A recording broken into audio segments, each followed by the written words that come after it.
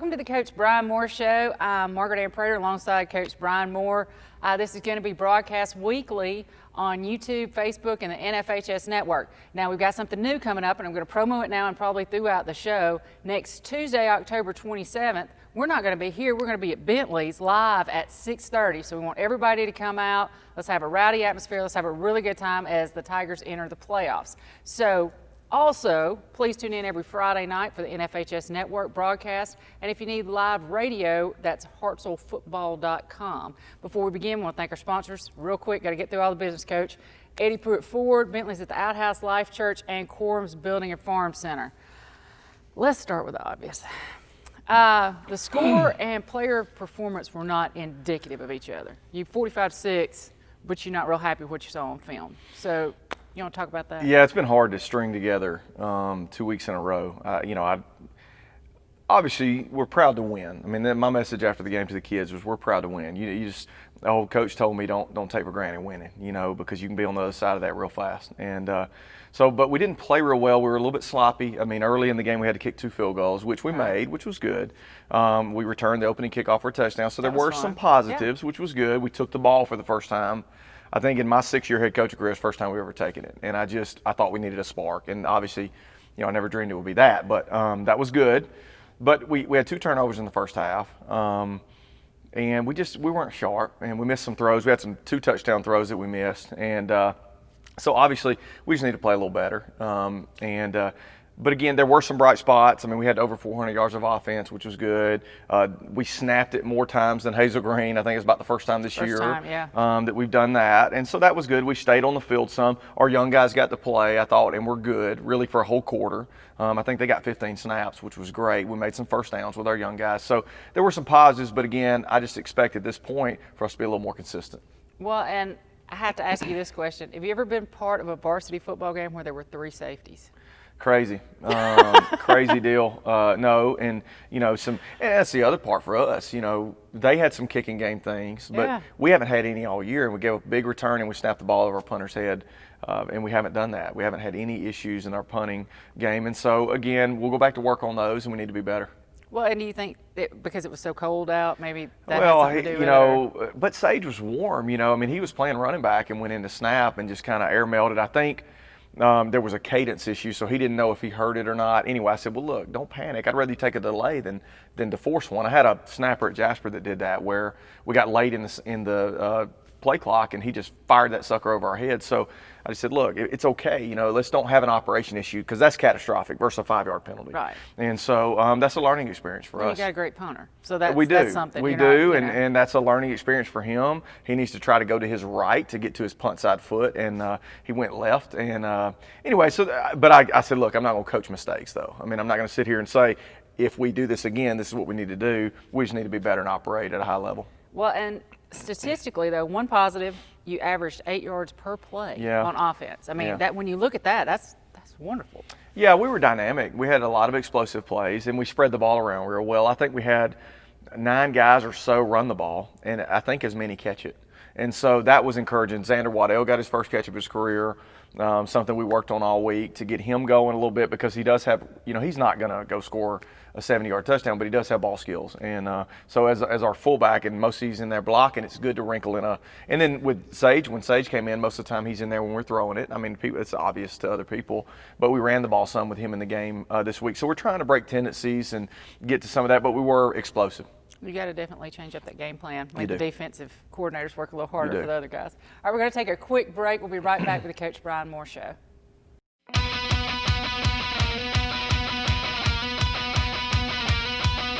Hey, football fans, we are so excited to have another year of Hartselle football underway.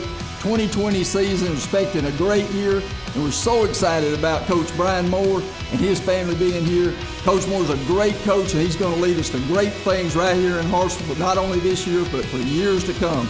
Go Tigers!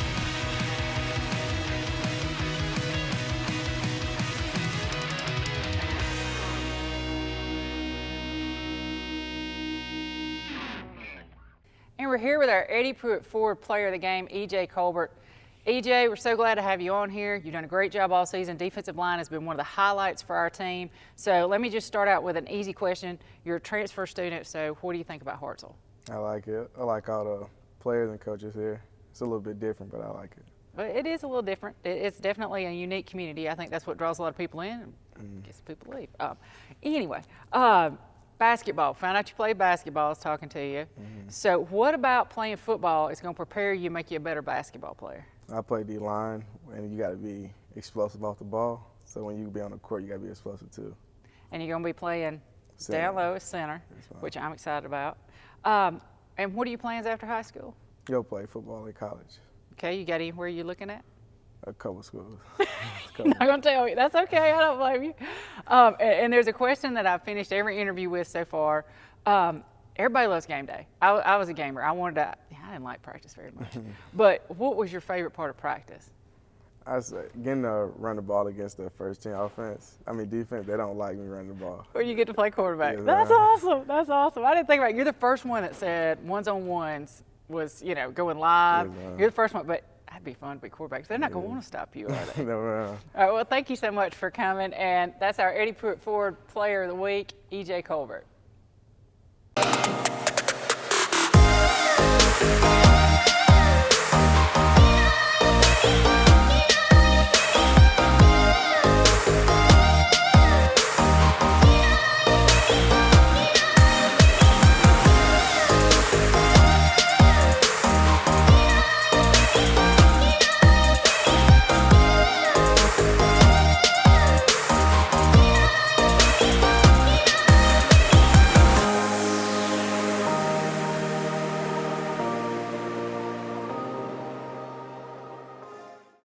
Okay, I love to talk about the Parker-JT connection. Yep. I think that's great.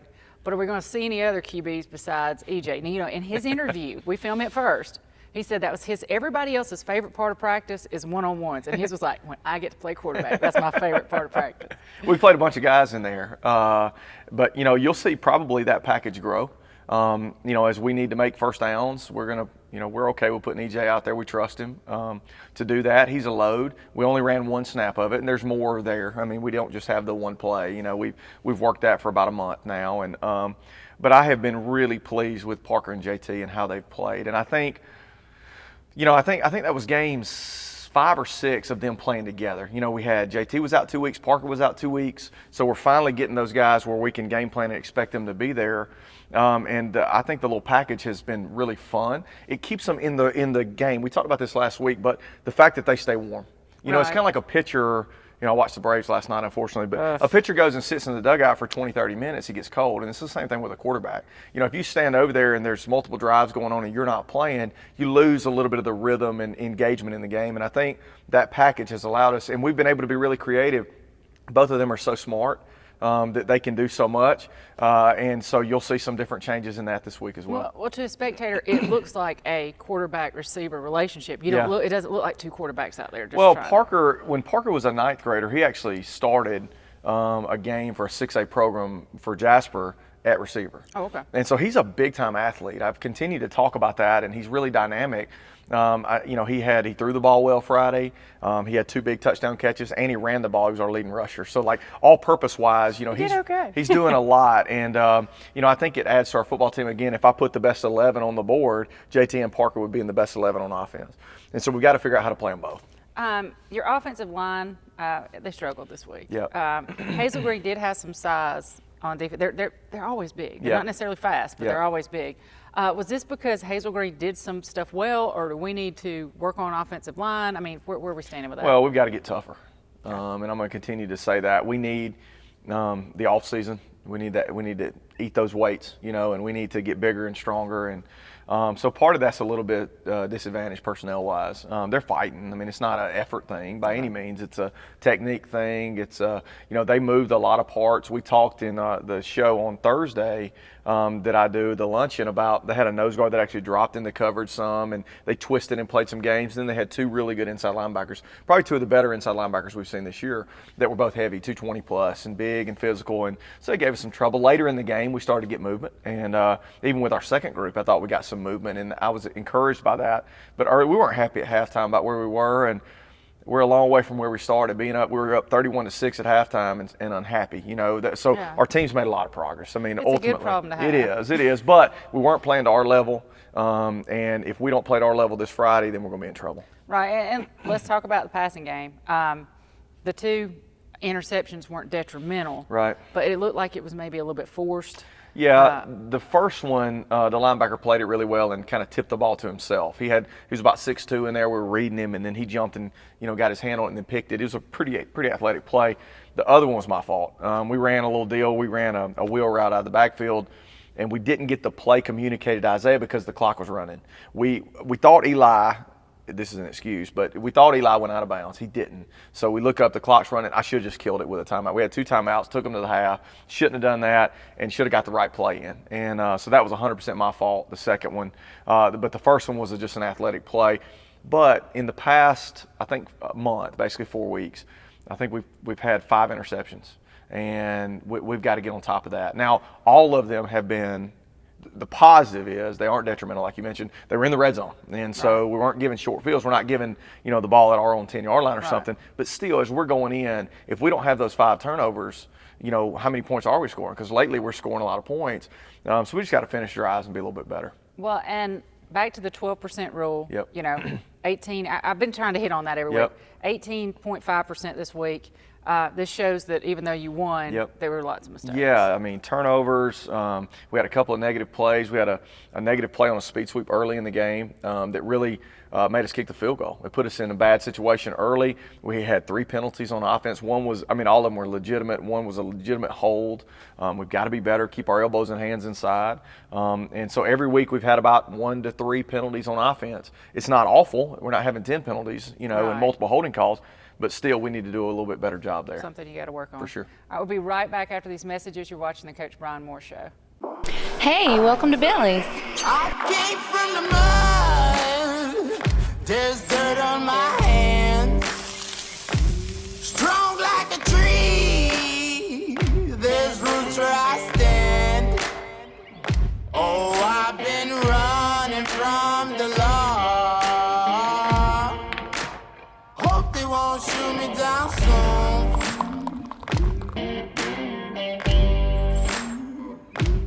They sing on. All right, we're back with the Coach Bryan Moore Show. Coach, these kids are high schoolers, and so when I say the score 45-6, you think blowout. Yep. Great play.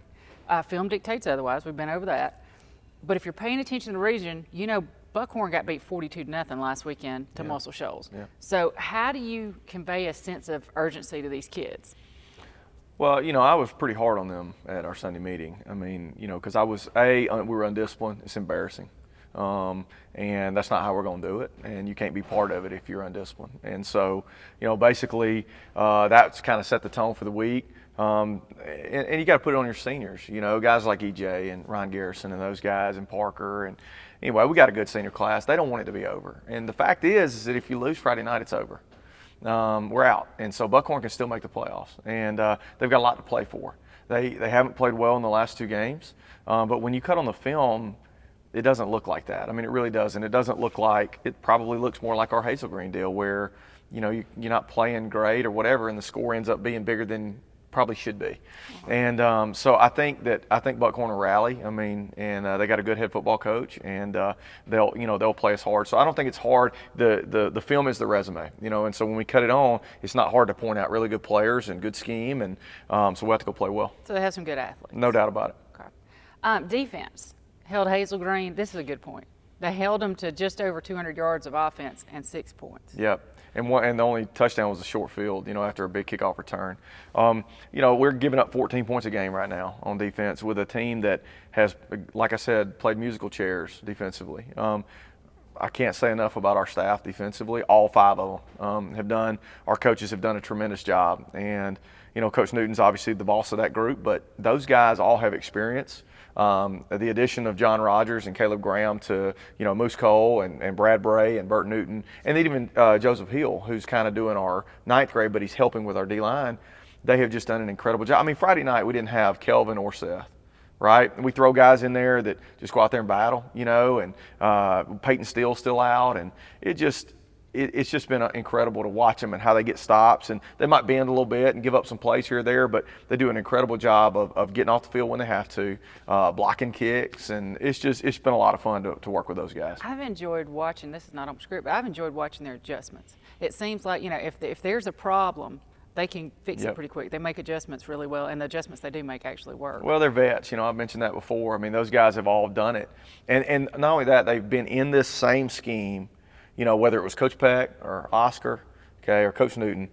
They've been in the same 3-3, and it's a little different. I mean, every coach brings their own element. Obviously, exactly what Coach Peck was doing years ago is not the exact same as Coach Newton, but still, the kids were raised in this. Like when I go to the Pee Wee and watch them, and they're running stack. We're in a 3-3 stack, and that's what we believe in here. And it's amazing the continuity of a staff and scheme and how that affects, even when you might be a little bit disadvantaged in some areas. And again, having to move all these pieces around, it's incredible to see that they're still successful. Let's talk about Isaac Osteen real quick. 125 tackles. That has to be close to Hartselle record. I know the state record's 175. We looked it up in class. Well, we need to play a little while and he'll get it. That's right. Isaac is a tough kid. He's as Hartselle as it gets. You know what I mean? Oh, and yeah. that's such a compliment. I mean, he's hard-nosed. He's not huge. He might weigh 200 pounds maybe. And he just runs and hits people. And, he bent his face mask up. We had to give him a new face mask. It was awesome. I was like, this is so old school, man. I looked at it in the front of it's down like this. I was like, hey, bud, let's get that, or that thing's going to be in your nose before you know it. Proud moment. But look at that. I mean, if you break a face mask, you're knocking the heck out of somebody. Right. And so, it's still, I mentioned that before, like all this, high tech, like keeping our head out of the game and everything, you still got to hit people hard in football. It's still a game that simulates war, and it's a game that, guys like Isaac can prosper in because he's tough enough to do it. Well, and EJ Colbert's our Eddie Pruitt Ford Player of the Game. What can you say about him so far this season?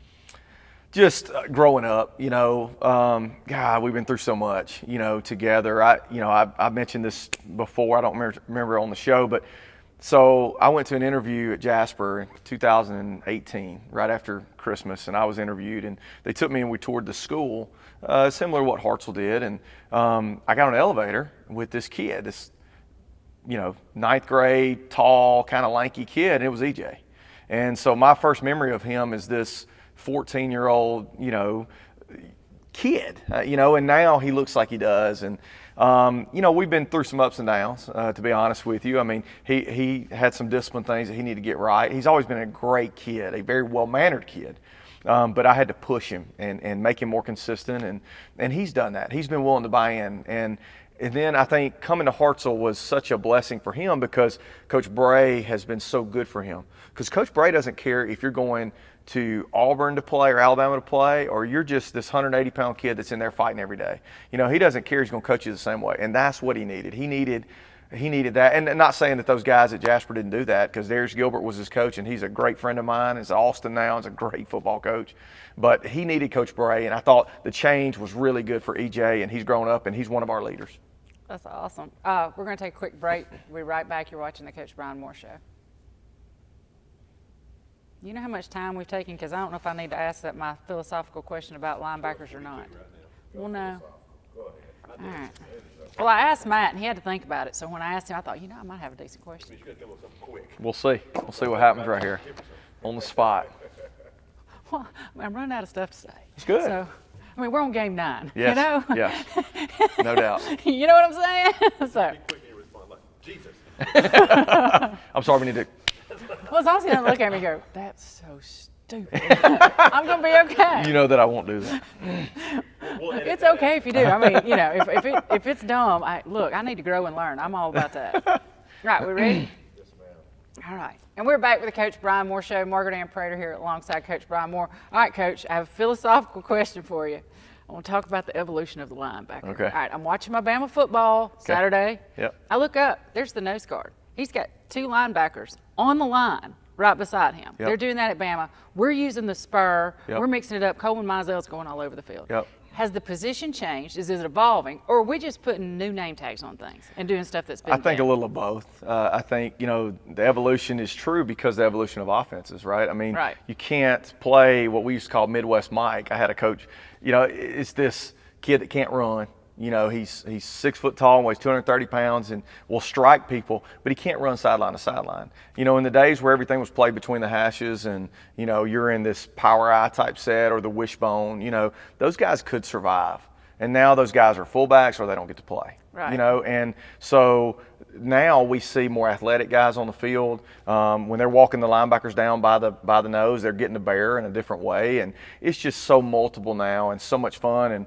And so yeah, when you have it, you want to personnel sub things. You know, you sometimes have a first and second down guy and a totally different guy in a nickel or dime package to come in and cover a back. Because I mean, think about it. I mean, you got to go cover Rye. Right? I mean, can you do that as a Mike that weighs 230 pounds? Probably not. No. You know, and think about when he's a senior. You try to trip him. Right. You better grab him before he gets going. But there's just no way to do that. And you're even seeing defensive ends drop down, you know, drop in coverage. And it's really hard. It's becoming harder and harder to call plays because those pieces move all the time. You know, if I sit there and freeze check and look at something, they move those pieces or bring a guy down or drop a guy out of there that we didn't expect. You know, it's really hard to do that. So but that's the fun of it, right? That's the fun of seeing the chess match. That's what you coach for. You know, you coach for the relationship with the kids, but the fun and pride part for us is to be able to execute and to have a play that cuts a guy loose, right? Like Parker scoring wide open, you know, that's fun. And we were able to scheme that up, and that's the fun of the whole thing. But yeah, the game has changed. Okay. I just wanted to ask that. I was curious. All right, looking at defensive stats, last defensive question. Torbert, Stringer, of course, Osteen, they're standing out. But is there anybody else? You know, I bring up some names. Yep.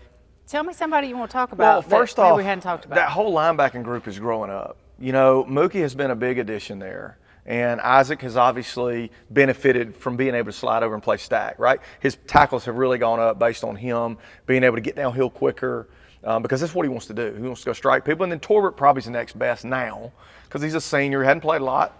But he had 3 tackles for loss Friday, and I thought he was explosive and dynamic and got after him. You know, of course, Dominic Simmons went down and played D-line for us because we're so short-handed down there. We are an absolute mash unit down there. And then, of course, Trace Oden has been really good in growing up, and then Brant Stringer. You know, and then on top of that, we've got some young guys we like. Caden Worley is going to be a good player before it's over with. Malachi Collette, Jake Haynes. All those guys, we moved Zeke Priola down. We love our linebacker group. And every day, Coach Rogers has just been able to mold those guys. And I love, you know, he's so fun to listen to and everything. But he brings a level of toughness to that group, and so they've been so much better. And then the outside linebackers, which are more DBs, you were just talking about the evolution of that. You know, Caleb Goodwin has been so good this year, and Bull's coming along, and Jake England's played, and golly, we played everybody at that position. So, you know, I've been really pleased again we're probably playing 20-plus guys on defense. And what's that going to do for us in the future? Exactly. You know, the experience. We're not going to have the lack of game experience like we had this year. All right, and injury updates. Yep. How are we? We're pretty close to being full go. Okay. We fully expect Kelvin and Seth to play this week. They'll practice today. Peyton's about a week away, and that's going to be, wow, we can't wait. I mean, he was playing so well through the first half of the season. He's such a good player, and he's such a big part of our future on defense and offense probably. In reality, he's a really good quarterback too, so we'll have to figure that out, you know, because that's a good problem to have. It is, and he can do, you know, he could probably play a little bit of both, honestly. But again, I think, you know, we're getting back healthy at the right time. If we can get through Friday night, we'll have a bye week. I've never had a bye week, week 10, but we really need it. But we got to win Friday, or we don't get those 2 bonus weeks. You know, that's the way we say. I said, listen, everything in our program right now is developmental. So every decision that you make the decision. Of course, we want to honor our seniors that we have, but make the decision for the future because we've got so great of an opportunity to be really good down the road. If we can win, we get ourselves 2 weeks, you know, basically 5 to 7 more practices that we'll get, and then we'll just see what happens in the first round. That's that spring you didn't get to have. It's exactly what it is. With the bye week, you know, again, if we can win, we'll take Monday and Tuesday off. Wednesday and Thursday, we'll have real hard physical practices, real old school practices. Take Friday off, scout, take the weekend, and then we'll bring them in and get in game prep. But that would be such a huge deal for us. That'd be great. Playoff scenarios. Yep. You got to win to be in. Yep. And is there a chance to host anything? No, I think all opportunity to host went out with Coleman lost to Athens. Okay. So, but what's really bizarre in the whole thing is that Muscle Shoals, if they beat Coleman, it's at Coleman, thank goodness for us. If they beat them, they win the region, which is nuts. If they lose, they finish 4th. behind us. And so that's really kind of bizarre. And then on the other side, our matchup would be with Birmingham. So Mountain Brook is the 1 already. Briarwood and Homewood play for 2. I believe Shades Valley is 3, and the loser of the Briarwood-Homewood game will be 4. So we'll see probably Briarwood or Mountain Brook or one of those anyway. But that, again, that's exciting. We want to get in, take our bye week, and then just see how much better we can get at that time. Okay. All right, we'll be right back after a word from our sponsors. You're watching the Coach Bryan Moore Show. Hey Hartselle, I'm Lee Foster, and this is what's happening at Hartselle High School. School has been interesting this year, to say the least, so I decided to give y'all a sneak peek into how high school is going right now. It's currently 8:40 Monday morning. I don't have school today. I only have it Tuesday and Thursday of this week. I really love this time in the mornings before my classes have started. Like, my teachers don't post stuff until like the class actually starts usually, or it's like a little bit into the day. Even though I wake up at the same time every morning just because of like force of habit, I'm able to get a lot done in the morning, do more reading or do some other kind of work, and that really helps to get my morning started right. My first class and only class of the day that I watched live is second period at 9 o'clock. The main places we use Khan Academy, and even on Khan Academy, if my teachers don't assign work, a lot of my AP classes, there are, if you go under courses, like you can find them, so it gives you practice problems that are really good. The other thing we use is AP Classroom, so my teachers like assign work for me to do on here, and I actually really enjoy these too because they're AP problems, obviously, since they're by College Board. The last website we use is called Albert, so it also does AP questions, and I use this mainly with my science classes. One thing I really love about days like today is if I prioritize all of my work, I can like spread it out when I feel like doing it. So I might not be as motivated right before lunch, so I can wait and do that after. For example, I was able to clean my room today. Yep, I added that new sign up. Today is 7:45 and we're already up at the school to take the work keys. So we don't have schoolwork today because this will take up the majority of the school day. I learned a very valuable lesson today. It's kind of difficult to keep track of like everything you have in Google Classroom and what to turn in and not. And it notifies you whenever you have assignment, and make sure every single one of those are full. Like, even if you don't think that it's full, look at it, like make sure you don't have anything to turn in. If you do, come back to it. If you don't, you can just mark it as done or something like that to get it off. So today is Thursday and it's the first and last normal day of the week. Like I said earlier, tomorrow is the last day of the 9 weeks, so in-person classes are pretty much the same. It's just we have to wear masks and stay like as far apart as possible. And also Google Meets run during the classes, so people at home are technically in class, they're just virtual.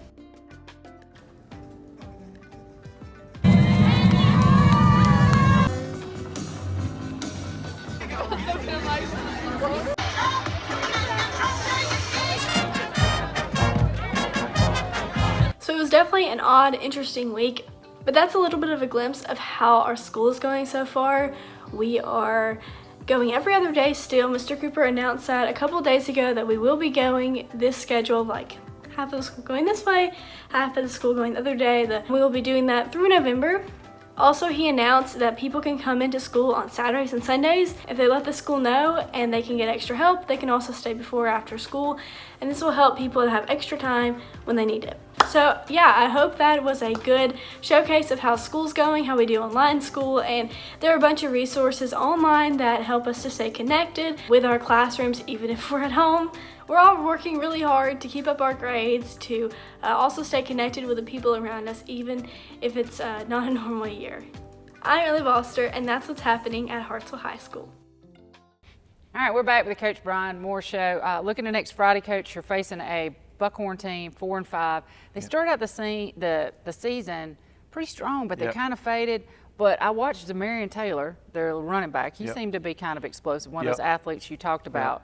So can you give me a quick scouting report on them, what we're looking for? Well, they're kind of unique offensively. What's weird is we've already played them in a JV game. Okay. That's not normal. To play the JV game before the varsity game, we really don't like doing that. But it was so late in the year, we wanted to go ahead and make sure we got it in, you know. And we had an open week on both of us did. So anyway, we went ahead and played it. So they're a wing T-ish team. It's different. It's very different in the way that they do it. And they'll also spread it out. They're playing 2 quarterbacks right now. One is 6'5", he's huge, long. I think he's a junior, big kid that throws it and runs pretty well. Then they're bringing an athletic kid that can move around as well. The backs are pretty good, and they're really big on the offensive and defensive line. Really big, probably as big as Athens. They've got, I think, 2 or 3 300-pounders up front. Wow. They're huge in some areas now, and I think Buckhorn's that's pretty common to them to be big. And defensively, they're going to move and slant and bring pressure. So Coach Praytor and Coach Gladden have a lot to do this week to get prepared for that game. So again, they're very multiple on both sides of the ball. So you don't know exactly what you're going to get. They started really fast. And they've won some big games this year. They lost 2 big ones here recently, and they're in the kind of the grind that we were in, Exactly. And that 3-game stretch is so difficult for you. But I know they have a lot of pride there in that program. I watched them years ago playing a state championship game. It's been a while, but there's a lot of pride there. They have some good players. They're well coached. It'll be a dogfight. I'm looking forward to it. Now, our Eddie Pruitt Ford fan question of the week. Who would you rather play, Briarwood or Homewood? I honestly have not seen either one at all on film. So you haven't scouted ahead of time? Not one bit. Okay. I mean, because again, I think I put my eyes on something like that, and I forget what's going on with Buckhorn, and Gotcha. And then we're home. You know what I mean? Early. Exactly. And you don't want to do that. You don't want to be home before Thanksgiving, so or before I should say before Halloween. So anyway, basically both teams are good. Think about the traditions of those 2 teams. Mm-hmm. And, both of them are extremely well coached, have staffs that have been there a while. I know at Homewood, Heath Bruner's there. Heath was at Walker before I got to Jasper. It became Jasper. He's a really good offensive mind. Again, we want to get to that point to where we have to scout those guys. We'll get to see them in person. All of the teams in that region play next Friday when we're off. So we'll get to actually put our eyes on them. We'll have all their film. They'll have all ours. It's just like that nowadays. And we'll scout it up and give our kids the best chance we can. And but again, it's huge for us to get those extra 2 weeks. I like that short trip. Athletically, I think we match up with those guys okay. They won't, be a lot more athletic than us, put it that way, which some schools would be. Mm-hmm. And I think for us, we're happy to be there, happy to play against a well-coached team. It'll be a lot of fun. That'd be great. Thank you so much for your time. Don't forget, we're not coming to you from here next week. We're going to be at Bentley's at the Outhouse, 6:30 on Tuesday night, October 27th. We look forward to seeing you there. You're watching the Coach Bryan Moore Show. I'm Ray Lampe, Dr. Barbecue, and I'm here to tell you about the Big Green Egg, the ultimate cooking experience. The versatility of the Big Green Egg is unmatched. It delivers big results as a grill, a smoker, and even an outdoor oven. Grill burgers, kebabs, steaks at 800 degrees, slow smoke a perfect slab of ribs, and even bake a crispy pizza. When the doctor cooks, I demand the best, and that's why I cook on the Big Green Egg, the ultimate cooking experience.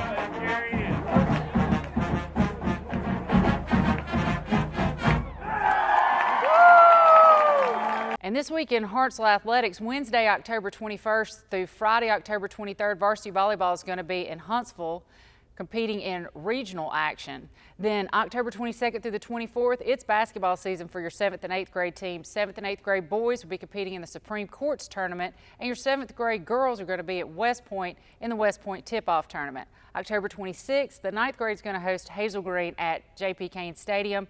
And let's not forget October 27th, we're going to have a live coaches show at Bentley's at the Outhouse at 6:30. That's Coach Bryan Moore, yours truly. Hopefully we'll have a great atmosphere. Y'all come out and support your Hartselle Tigers. And then don't forget October 28th, varsity volleyball hopefully will begin competing, if I can get that out right, at the state tournament in Birmingham. Good luck, ladies.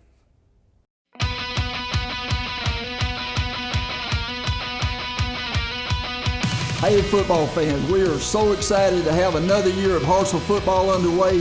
2020 season expecting a great year, and we're so excited about Coach Bryan Moore and his family being here. Coach Moore's a great coach, and he's going to lead us to great things right here in Hartselle, but not only this year, but for years to come. Go Tigers!